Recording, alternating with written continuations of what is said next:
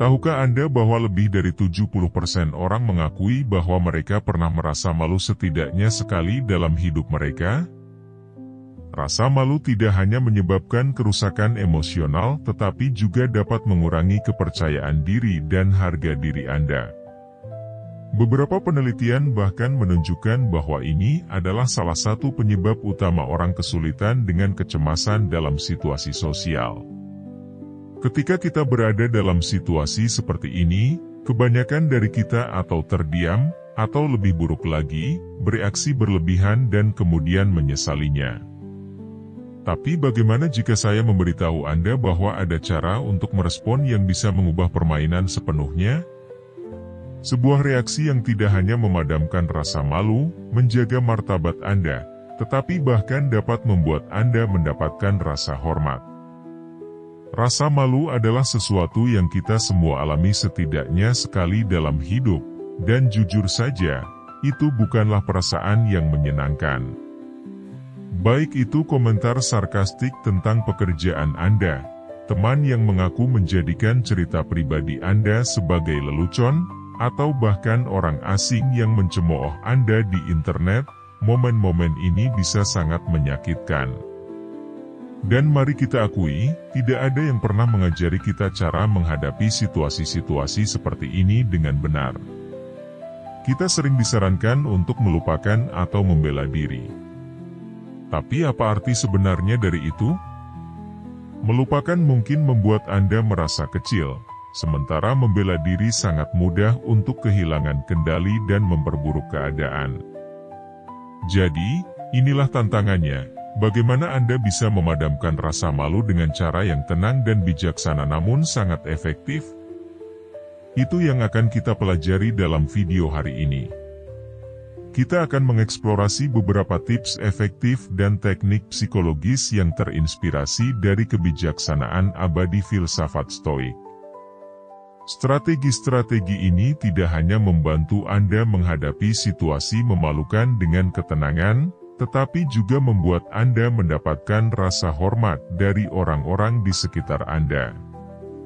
Dan percayalah, setelah menonton video ini, Anda akan merasa siap untuk menghadapi apapun yang hidup lemparkan pada Anda.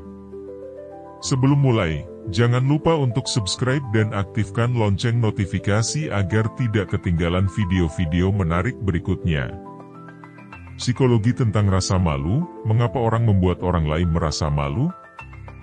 Ini adalah pertanyaan yang pasti pernah Anda tanyakan setelah menerima komentar tajam atau pandangan mengejek.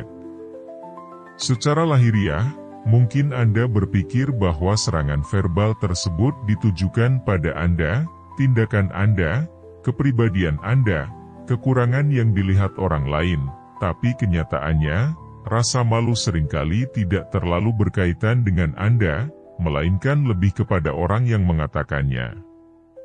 Pada dasarnya, rasa malu adalah permainan kekuasaan. Itu adalah strategi yang digunakan beberapa orang untuk menegaskan posisi mereka dalam lingkungan sosial atau untuk merasa lebih unggul dalam momen itu. Pikirkan ini, seorang rekan kerja yang menyakiti Anda dalam rapat, anggota keluarga yang berbicara dengan cara yang membuat Anda merasa malu, atau orang asing di internet yang mengucapkan kata-kata menyakitkan tanpa alasan. Tindakan-tindakan ini seringkali berasal dari keinginan untuk meningkatkan posisi mereka, untuk terlihat lebih cerdas, lebih terampil, atau lebih berharga di mata orang lain. Anda akan melihat bahwa perilaku ini jarang berasal dari kekuatan yang sejati.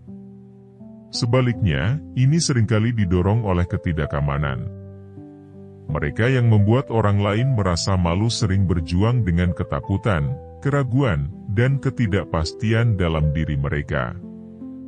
Kata-kata hinaan mereka hanyalah topeng, cara untuk mengalihkan perhatian dari luka batin mereka dengan menempatkan orang lain dalam situasi yang tidak nyaman. Ketika mereka membuat Anda merasa kecil, mereka sedang menipu diri mereka sendiri bahwa mereka lebih besar. Pikirkan, pernahkah Anda menyadari bahwa orang-orang yang benar-benar percaya diri dan stabil jarang membuat orang lain merasa malu? Mereka tidak perlu melakukan itu. Kekuatan sejati adalah ketenangan, stabilitas, dan kedalaman. Itu mendukung, bukan merusak.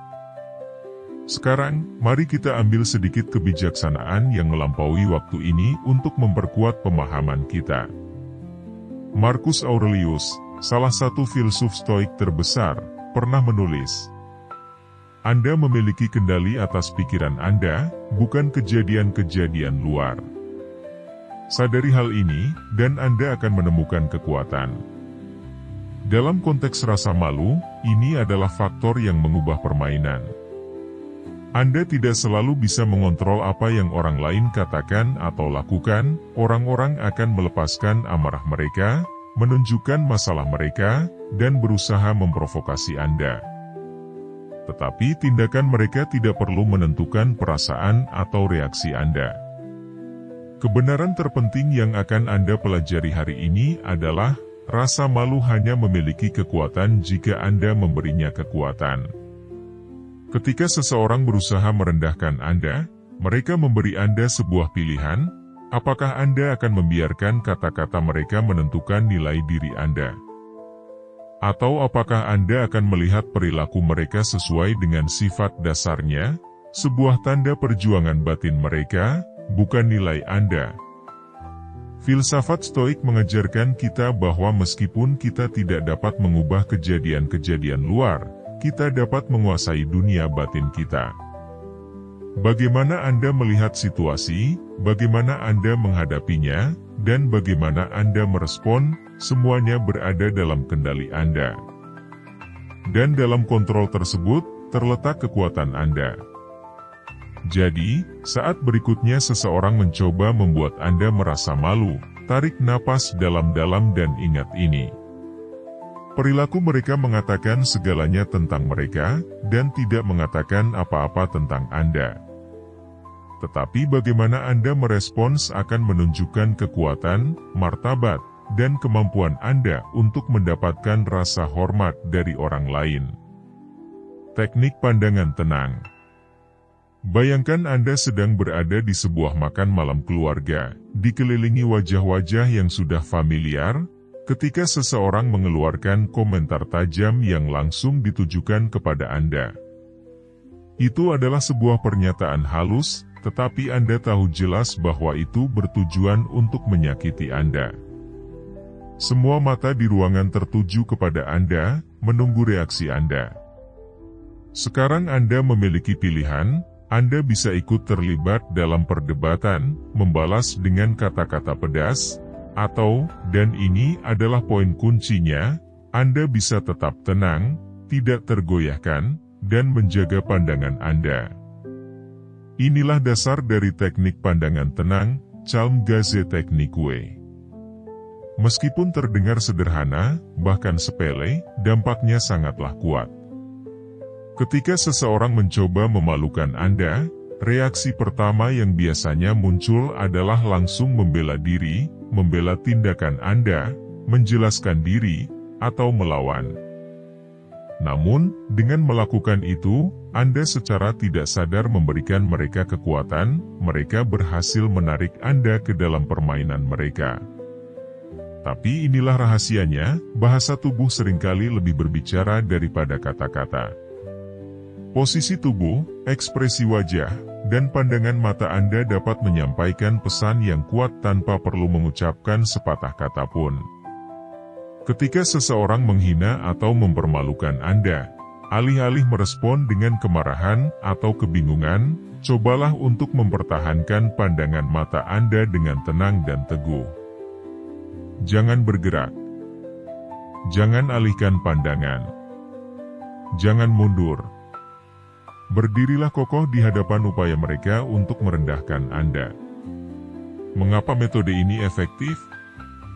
Ini terletak pada kontrol diri. Ketika Anda mempertahankan pandangan mata yang tenang dan teguh, Anda mengirimkan pesan bahwa kata-kata mereka tidak mempengaruhi Anda.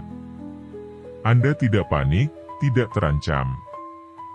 Keheningan Anda, yang dikombinasikan dengan keteguhan pandangan mata, lebih kuat daripada balasan tajam apapun.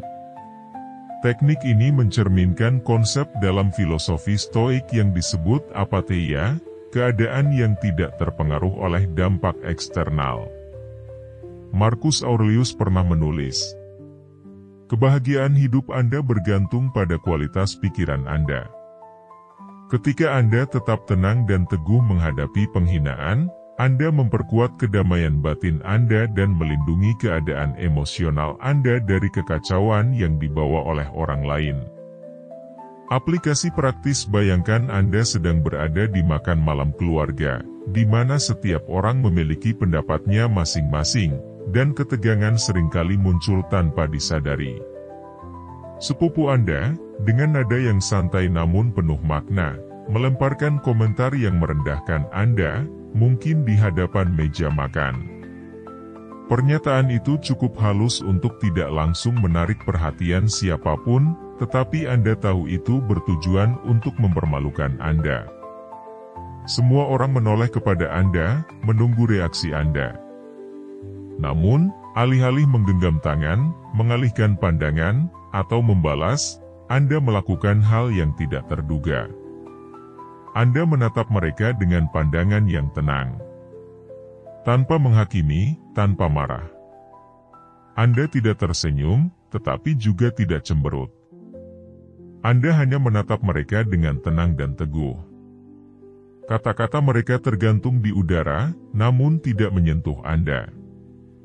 Ruangan yang sebelumnya mengharapkan sebuah konfrontasi tiba-tiba terdiam. Energi di ruang itu berubah. Posisi situasi berbalik. Anda telah merebut kembali kendali atas momen itu. Bagaimana cara melatih teknik pandangan tenang? Ini bukan reaksi alami, tetapi keterampilan yang perlu dilatih. Mulailah dengan situasi kecil yang tidak memiliki banyak konflik, misalnya, ketika seorang kolega memberikan komentar merendahkan, atau dalam percakapan biasa. Ketika seseorang mengatakan sesuatu yang negatif atau kritis, pertahankan pandangan tenang, alih-alih terburu-buru untuk merespons. Seiring waktu, ini akan menjadi insting Anda, dan kepercayaan diri Anda dalam menghadapi situasi yang mempermalukan akan semakin kuat. Ingat, pandangan tenang bukan berarti tidak memiliki perasaan. Ini berarti menguasai keadaan emosional Anda, sehingga tidak ada yang bisa memanipulasinya. Dengan cara ini, Anda merebut kembali kendali, dan rasa malu yang dulu Anda alami akan berbalik mengarah pada mereka yang menyebabkannya. Metode ulangi lelucon. Metode ini terdengar sangat sederhana hingga bisa menipu. Ketika seseorang berusaha membuat Anda malu dengan lelucon, alih-alih menunjukkan ketidaknyamanan atau respons defensif, mintalah mereka untuk mengulang kata-kata itu. Kedengarannya bertentangan dengan intuisi, bukan? Mengapa Anda ingin menekankan kembali kata-kata yang menghina itu? Kekuatan metode ini terletak pada kemampuan Anda untuk mengubah situasi. Ketika seseorang mencoba merendahkan Anda dengan lelucon, mereka sering berharap mendapatkan reaksi. Mereka ingin melihat Anda bingung, tertawa canggung, atau defensif. Namun, ketika Anda dengan tenang meminta mereka untuk mengulangnya, Anda tidak hanya membuat lelucon itu tidak berdaya, tetapi juga membuat semua orang menyadari ketidaksesuaian dalam kata-kata mereka. Mengapa ini efektif? Pikirkan tentang ini, ketika seseorang dipaksa untuk mengulang lelucon, terutama yang bernada menghina, mereka harus menghadapi kebodohan dalam kata-kata mereka sendiri. Tiba-tiba, kata-kata itu tidak lagi tajam. Itu tidak lagi menjadi komentar lucu yang membuat Anda kehilangan muka, tetapi menjadi momen canggung yang mengungkapkan ketidaktahuan orang yang mengatakannya. Izinkan saya berbagi sebuah contoh. Suatu kali saya menghadiri sebuah pertemuan dengan teman-teman, dan seorang teman berpikir akan menyenangkan untuk menceritakan sebuah kisah memalukan tentang saya dari beberapa tahun yang lalu. Mereka tertawa terbahak-bahak, dan semua orang ikut tertawa, jelas mereka mengharapkan reaksi dari saya. Itulah situasi klasik, sebuah cerita lucu yang merusak kehormatan saya di hadapan orang lain. Saya bisa merasa malu atau marah, tetapi saya memilih untuk tetap tenang dan berkata, "Oh, itu menarik. Bisa tolong ulangi ceritanya?" Saya rasa saya tidak dengar dengan jelas. Awalnya, mereka ragu. Ruangan tiba-tiba menjadi lebih hening. Namun, akhirnya mereka mengulang cerita tersebut, tetapi kali ini, ceritanya tidak lagi lucu. Tawa pun mereda. Suasana menjadi canggung. Alih-alih perhatian berfokus pada saya, kini berbalik kepada orang yang menceritakan kisah tersebut. Momen kecil ini, namun sangat efektif. Mereka mencoba membuat saya merasa malu, tetapi ketika mereka harus mengulang cerita tersebut, mereka menyadari ketidaknyamanan dan ketidakwajaran dalam perkataan mereka. Kendali dalam percakapan beralih kepada saya. Prinsip stoik di balik metode ini. Metode ini adalah contoh ketenangan emosi, sebuah pelajaran penting dari stoicisme. Filosof Marcus Aurelius pernah menulis, "Hambatan yang menghalangi tindakan justru yang mendorong tindakan. Apa yang menghalangi jalan adalah jalan itu sendiri." Dengan meminta seseorang untuk mengulang leluconnya, Anda mengubah usaha untuk merendahkan Anda menjadi kesempatan untuk menunjukkan kendali emosi Anda. Anda tidak membiarkan emosi Anda dikendalikan oleh orang lain. Alih-alih merespon dengan cara yang mereka harapkan, marah, malu, Anda memaksa mereka untuk menghadapi kenyataan dari kata-kata yang baru saja mereka ucapkan. Efek samping, membongkar kebodohan penghinaan. Semakin sering Anda meminta seseorang untuk mengulang leluconnya, semakin banyak orang di ruangan itu yang akan menyadari bahwa lelucon tersebut sebenarnya hambar, tidak bermakna, atau bahkan kasar. Alih-alih Anda menjadi pusat rasa malu, orang yang membuat lelucon tersebutlah yang menjadi pusat perhatian. Tentu saja, penting untuk tidak terlihat mengejek atau provokatif. Tujuan Anda bukan untuk memperburuk situasi, tetapi untuk meredakannya dengan bijaksana. Perhatikan cara Anda meminta mereka untuk mengulang kata-kata tersebut. Pertahankan nada suara yang netral. Bahasa tubuh yang santai. Ekspresi wajah yang tenang, tidak mengejek atau cemberut. Dengan cara itu, kata-kata mereka akan berbalik melawan mereka. Cara melatih metode ini. Sama seperti teknik pandangan tenang, metode mengulang lelucon juga membutuhkan latihan. Mulailah dari situasi kecil. Ketika seseorang membuat komentar lelucon tentang Anda, dengan tenang minta mereka untuk mengulangnya. Amati reaksi mereka. Apakah mereka merasa canggung? Apakah kata-kata itu kehilangan kekuatannya? Terus berlatih. Semakin sering Anda menggunakan metode ini, semakin percaya diri Anda dan semakin Anda menguasai situasi. Teknik mengalihkan dengan pertanyaan netral. Metode ini adalah strategi yang kuat untuk mengalihkan percakapan dari penghinaan tanpa perlu konfrontasi langsung. Alih-alih membalas atau merasa terganggu, Anda secara tiba-tiba memperkenalkan topik yang sepenuhnya tidak terkait, sesuatu yang netral dan positif, yang membuat orang lain merasa tidak bisa tidak terlibat atau menjadi canggung. Contohnya, Anda sedang di sebuah acara makan malam, dan seseorang mengeluarkan komentar mengejek tentang penampilan atau pekerjaan Anda. Alih-alih merespons, Anda dengan lembut bertanya, "Omong-omong, ada yang sudah coba restoran Italia baru di pusat kota? Saya dengar makanannya enak banget. Apa yang terjadi selanjutnya?" Fokus percakapan berubah. Orang tersebut harus memilih, melanjutkan serangan, yang akan terlihat sangat konyol, atau mengikuti arah baru. Anda berhasil menghindari situasi negatif tanpa harus berkonfrontasi. Kenapa metode ini efektif? 1. Menghilangkan momentum si penghina.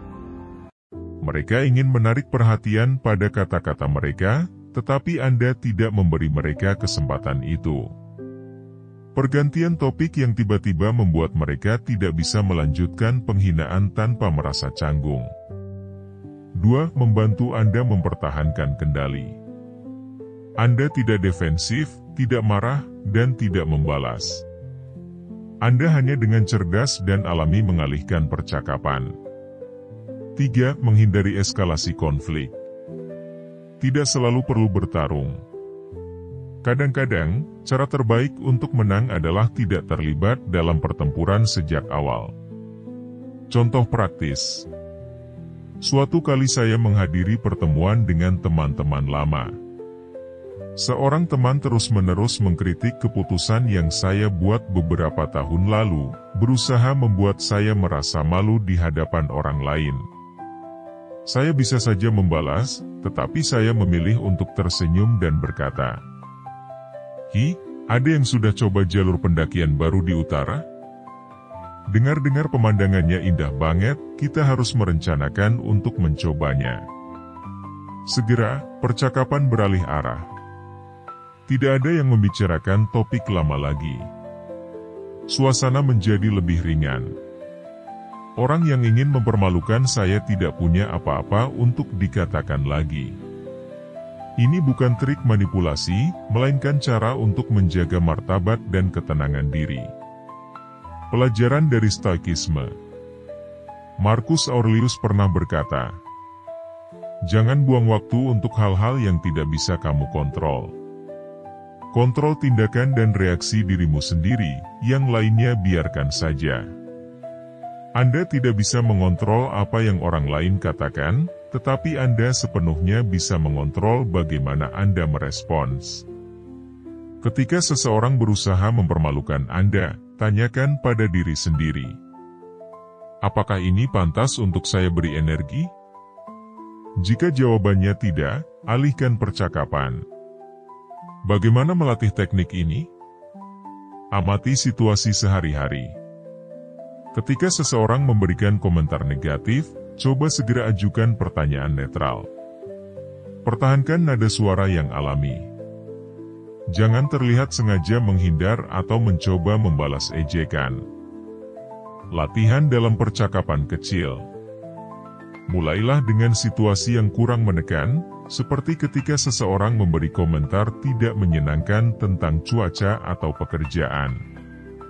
Anda akan menemukan bahwa hanya dengan perubahan kecil ini, Anda bisa mempertahankan kontrol dalam percakapan apapun. Pergi dengan percaya diri ketika Anda tidak perlu tetap di tempat. Terkadang, respons yang paling kuat bukanlah melawan atau berdebat, melainkan dengan secara aktif meninggalkan situasi atau hubungan yang negatif. Ketika Anda memutuskan untuk tidak tetap berada di lingkungan yang penuh penghinaan atau kurangnya rasa hormat, Anda sedang mengambil kembali kendali atas emosi dan pikiran Anda. Anda tidak membiarkan kata-kata atau tindakan orang lain mendominasi perasaan Anda. Anda tidak memerlukan izin siapapun untuk melindungi harga diri dan nilai diri Anda.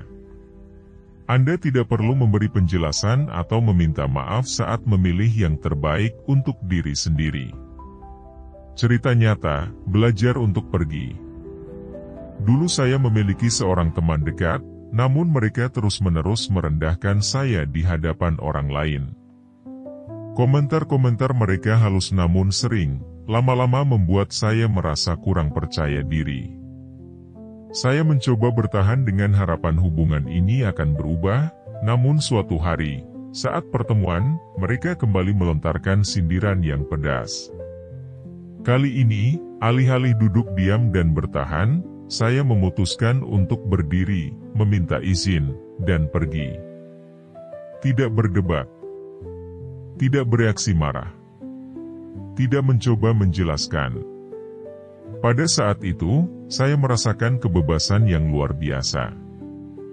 Bukan karena saya menyerah pada hubungan ini, tetapi karena saya memilih untuk melindungi harga diri saya lebih daripada tetap bertahan dalam ketidakhormatan. Mengapa pergi adalah pilihan yang kuat? 1. Anda mengirimkan pesan yang jelas. Ketika Anda pergi, Anda tidak memberi orang lain kesempatan untuk terus merendahkan Anda. Anda menunjukkan bahwa Anda tidak perlu menahan penghinaan hanya karena sopan santun. 2. Anda mengambil kembali kendali. Alih-alih membiarkan orang lain menentukan perasaan Anda sendiri yang memutuskan apa yang pantas untuk Anda perhatikan. Anda tidak perlu terlibat dalam perdebatan atau penjelasan untuk membuktikan sesuatu. 3. Anda melindungi ketenangan Anda. Lingkungan yang beracun menguras energi, membuat Anda merasa rendah atau terluka. Pergi membantu Anda menghindari terjebak dalam siklus negatif dan lebih fokus pada hal-hal positif. Marcus Aurelius, pelajaran dari Stoicisme. Marcus Aurelius pernah berkata, Anda memiliki kendali atas pikiran Anda, bukan kejadian-kejadian di luar. Menyadari hal ini, Anda akan menemukan kekuatan. Anda tidak bisa mengendalikan bagaimana orang lain bertindak, tetapi Anda selalu dapat mengendalikan bagaimana Anda merespons. Anda tidak perlu berjuang untuk membuktikan diri. Terkadang, kemenangan sejati adalah meninggalkan pertempuran yang tidak perlu Anda ikuti sejak awal. Bagaimana cara melatih kemampuan untuk pergi dengan percaya diri? Identifikasi lingkungan yang negatif. Amati hubungan atau situasi yang membuat Anda merasa diremehkan atau kehilangan nilai diri. Ingatkan diri Anda bahwa Anda memiliki hak untuk memilih. Anda tidak perlu tinggal dalam percakapan atau hubungan hanya karena tekanan sosial. Jangan merasa bersalah saat pergi. Anda tidak perlu menjelaskan, meminta maaf, atau mencoba menyenangkan orang lain ketika Anda memilih yang terbaik untuk diri Anda. Latihan dalam situasi kecil terlebih dahulu. Jika Anda belum terbiasa dengan pergi, coba lakukan dalam situasi kecil, misalnya percakapan negatif atau sekelompok teman yang tidak benar-benar menghormati Anda. Lama-kelamaan, Anda akan melihat bahwa pergi bukanlah tindakan lemah, tetapi manifestasi kuat dari harga diri. Kesimpulan, mengapa semua metode ini efektif? Metode-metode seperti menjaga kontak mata yang tenang, meminta orang untuk mengulang pernyataan yang menghina, mengalihkan dengan pertanyaan netral, pergi dengan percaya diri, semua memiliki prinsip yang sama, menjaga nilai diri sendiri. Ketika Anda merespons dengan ketenangan, percaya diri, dan kendali, Anda sepenuhnya mengubah dinamika percakapan. Anda tidak membiarkan orang lain menentukan nilai Anda. Anda tidak membiarkan mereka mengendalikan perasaan Anda. Anda memilih bagaimana Anda ingin merespons, dan itu adalah kekuatan sejati. Lain kali, ketika seseorang berusaha mempermalukan Anda, ingatlah bahwa Anda memiliki lebih banyak pilihan daripada yang Anda kira. Anda bisa menatap mereka dengan tenang, mengalihkan percakapan, atau cukup pergi dengan percaya diri. Pada akhirnya, Anda adalah satu-satunya yang berhak menentukan perasaan dan nilai diri Anda. Menguasai emosi, cara menghadapi penghinaan dengan kekuatan. Penghinaan hanya memiliki kekuatan atas Anda jika Anda memberikannya. Tidak ada yang bisa mengendalikan bagaimana orang lain bertindak. Tetapi kita memiliki kendali penuh atas bagaimana kita merespons. Marcus Aurelius pernah berkata, Anda memiliki kendali atas pikiran Anda, bukan kejadian-kejadian di luar. Menyadari hal ini, dan Anda akan menemukan kekuatan. Ini adalah inti dari kebebasan batin. Kita tidak bisa mengubah orang lain, tetapi kita bisa mengubah respons kita sendiri. Mengapa pengendalian diri adalah kunci? Banyak orang mencoba memaksa orang lain untuk menghormati mereka, tetapi itu adalah usaha yang sia-sia dan menguras energi. Faktanya adalah, hormat bukanlah sesuatu yang kita minta, itu adalah sesuatu yang kita tunjukkan melalui tindakan kita.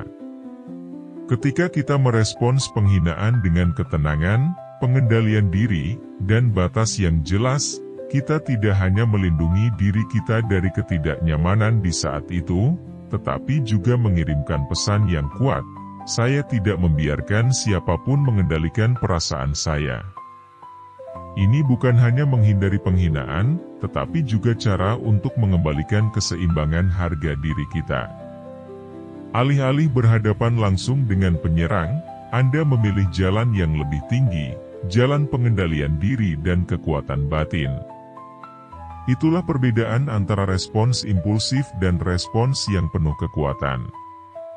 Teknik efektif untuk menghadapi penurunan martabat. 1-2. Ketenangan adalah balasan terkuat alih-alih menunjukkan kemarahan atau kebingungan, pertahankan tatapan yang tenang, senyuman ringan, atau keheningan yang penuh makna. Hal ini membuat penyerang kehilangan arah, karena mereka mengharapkan respons negatif, tetapi Anda menolak memberikan kekuatan itu kepada mereka. Psikologi menunjukkan bahwa orang yang mengendalikan emosinya lebih baik adalah orang yang sebenarnya menang. 2-2. Arahkan percakapan jika seseorang mencoba mempermalukan Anda. Segera alihkan percakapan ke topik yang netral atau positif. Misalnya, ngomong-ngomong, ada yang sudah coba restoran Italia baru yang buka? Katanya makanannya enak. Cara ini mengalihkan arah percakapan, memaksa orang tersebut untuk memutuskan atau melanjutkan kebingungannya dan merasa malu, atau beralih ke topik baru yang Anda ciptakan. Hasilnya, Anda mengambil kembali kendali percakapan dengan cerdas tanpa perlu berdebat. 3-2. Ketika diperlukan, pergilah dengan percaya diri. Terkadang, respons yang paling kuat bukanlah berhadapan langsung, tetapi pergi. Bukan karena Anda takut, tetapi karena Anda menghargai diri Anda terlalu banyak untuk membuang energi pada hal-hal yang tidak berguna. Ketika Anda memilih untuk pergi, Anda mengatakan, "Saya tidak perlu berada di sini untuk membuktikan apapun. Saya tahu nilai diri saya." Harga diri tidak perlu ditunjukkan dengan kata-kata. Itu tercermin dalam apa yang tidak lagi Anda terima. Mengapa metode-metode ini efektif? Karena mereka sepenuhnya mengubah dinamika penghormatan. Bukan hanya bagaimana orang lain memperlakukan Anda, tetapi juga bagaimana Anda memperlakukan diri Anda sendiri.